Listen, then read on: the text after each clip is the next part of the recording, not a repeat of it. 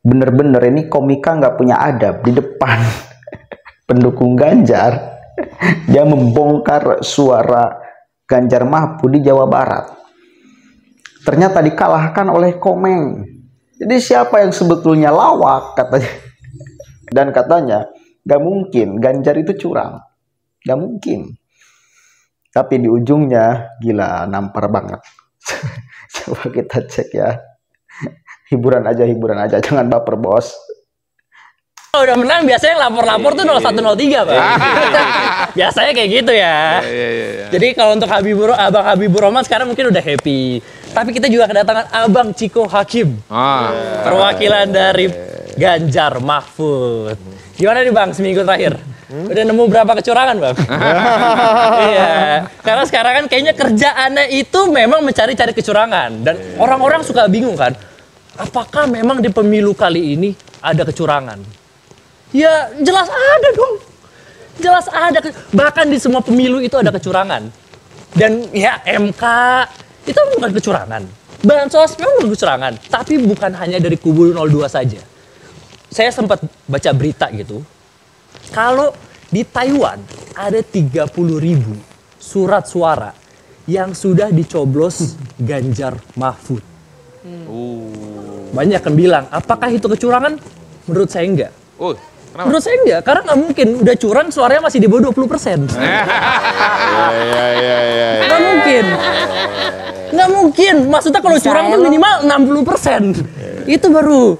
Kalau misalnya bahkan ya saya baca berita ya beberapa hari lalu, tanggal 17 Februari 2024, perolehan suara Ganjar Mahfud di Jawa Barat itu hanya 1,4 juta suara.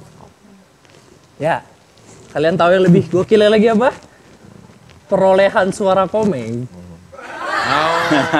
di Jawa Barat 1,5 juta suara. Nah, Ganjar Mahfud 1,4, Komeng 1,5. Ini mohon maaf nih, ini yang pelawak siapa ya Pak? Iya kan? Dan kalau orang bilang apakah ada kecurangan, ya wajar lah orang-orang teriak kecurangan gitu. Karena kan ya yang kalah itu pasti pilihannya cuma dua. Antara teriak kecurangan atau terima aja. Terima diajak koalisi rezim biasanya. Ya, mohon maaf nih untuk Bapak Surya Paloh, tolong kenapa nih ke tempat Pak Jokowi nih? Oke. Nggak mungkin curang. Ada 30 surat suara yang sudah tercoblos di Taiwan, 30.000. Itu bukan kecurangan. Masa udah curang suaranya tetap di bawah 20%.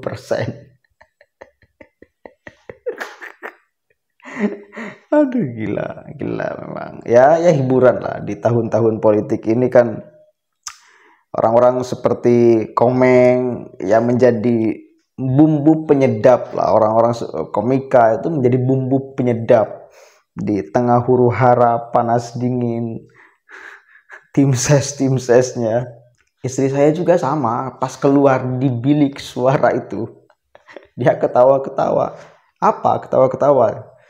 Itu ada muka si Komeng, saya coblos aja karena yang lain saya nggak tahu. Aduh gila. Memang DPD itu nggak ada yang ini ya. Kalau DPD nggak ada yang kampanye. Padahal gajinya sama. Nggak tahu saya. DPD ini rata-rata nggak ada yang kampanye. Kalau DPR itu ada yang kampanye banyak. Kalau DPD nggak ada. Tiba-tiba mengejutkan aja. Banyak orang yang mesti kita coblos. Siapa-siapa aja nggak tahu. Karena belum pernah mereka kampanye. Apalagi menyampaikan visi misi kan nggak tahu. Coba kita baca nih beritanya. Proses penghitungan bertahap Realcon Komisi Pemilihan Umum KPU RI untuk calon anggota Dewan Perwakilan Daerah DPD masih terus berlangsung.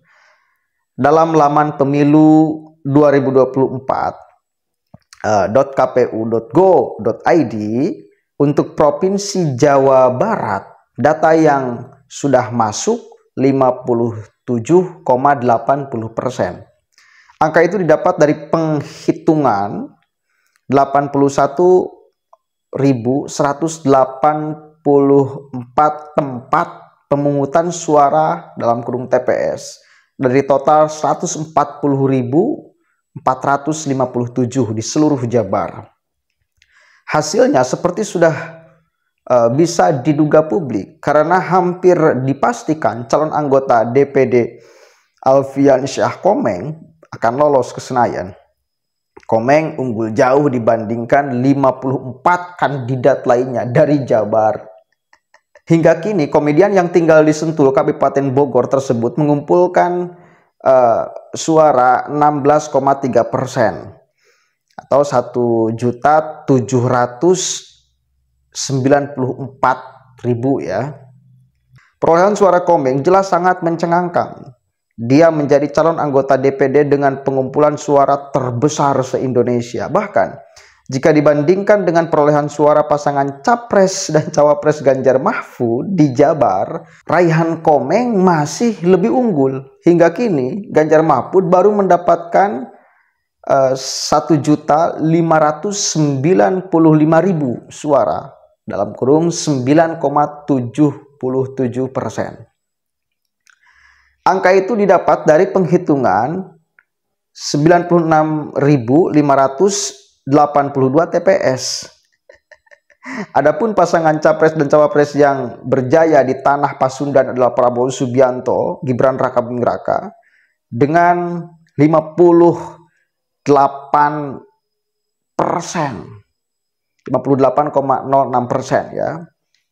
Data tersebut dihimpun dari formulir C, hasil yang diunggah melalui sistem informasi rekapitulasi pemilu Sirekap oleh kelompok penyelenggara pemungutan suara KPPS. Allahu Akbar, itu ya. Jadi yang lawak itu siapa? Jadi poinnya gini loh, saya masih tetap meyakini bahwa pemilu ini memang ya berjalan normal. Dan ketika quick count menetapkan Prabowo Subianto, Gibran Rakabuming Raka yang menang sangat unggul, itu rasional. Dengan dibuktikan, dilihat dari provinsi-provinsi kunci. Ya, Prabowo Gibran itu unggul, di Jawa Barat unggul, di Jatim unggul, di Jawa Tengah pun unggul. Bayangkan, di Jatim itu suara PKB tinggi betul. Tetapi itu tidak berpengaruh terhadap pasangan 01. Tetap yang tertinggi untuk pilpresnya Prabowo Subianto dan Gibran Rakabuming Raka itu di Jatim. Di Jawa Tengah, basis Banteng, ya, orang menganggap bahwa suara Ganjar Mahfud akan disumbang banyak sekali di Jawa Tengah. Ternyata faktanya kalah pula. Jadi di 3 provinsi terbesar, ya, jumlah rakyatnya itu menang, banyak menangnya. Di Jabar 56%, jauh dari Anies 30, selisih 20%, selisih berapa puluh juta itu bos. Jadi ya bagi saya kemenangan Prabowo Gibran di Pilpres kali ini memang telak. Terlepas dari ada yang mengisukan, oh ini ternyata ada kejanggalan. Ya tinggal dibuktikan. Dan saya yakin, kalau memang alat buktinya kuat, ya mereka akan menang. Tapi ya nggak bakalan kuat. Jelas kok, di provinsi-provinsi kunci aja, Prabowo Gibran unggul. Apalagi di provinsi yang bukan kunci. Sebarannya kan luar biasa. Merata loh di setiap daerah, setiap provinsi. Kecuali di Aceh lah. Kecuali di Aceh. Menang telak Anies kalau di Aceh. Jadi secara kasat mata kita bisa lihat Pilpres ini istilah Prabowo Gibran yang unggul. Gitu ya, mudah-mudahan ada manfaatnya. Assalamualaikum warahmatullahi wabarakatuh.